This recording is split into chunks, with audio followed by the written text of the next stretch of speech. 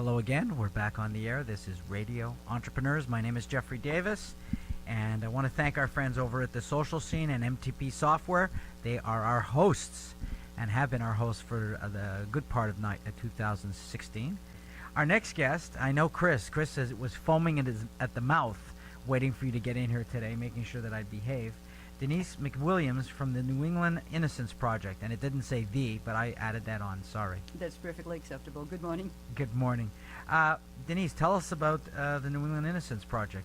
Well, the New England Innocence Project was founded about maybe 16, 17 years ago, and our mission is to identify and represent innocent people who have been wrongfully convicted of crime. My background is HIV, AIDS, and LGBT civil rights, and I worked in that field for about 30, 32 years.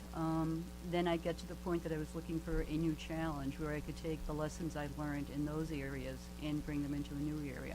I had done criminal law in the past, I enjoyed it, and this just seemed to be a good fit. Is it very prevalent?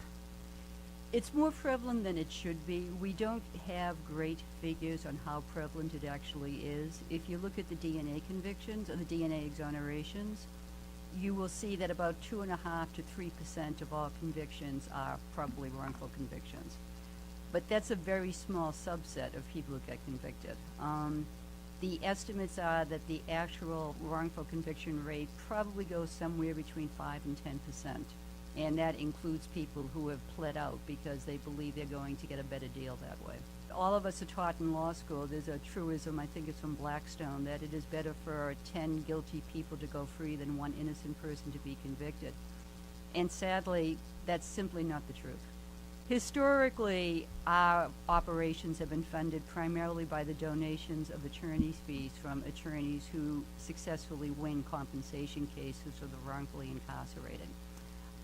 We are now beginning to rev up trying to attract more private donors because although the attorney fee cases are nice, they're not predictable and they're not regular enough to actually sustain our operations.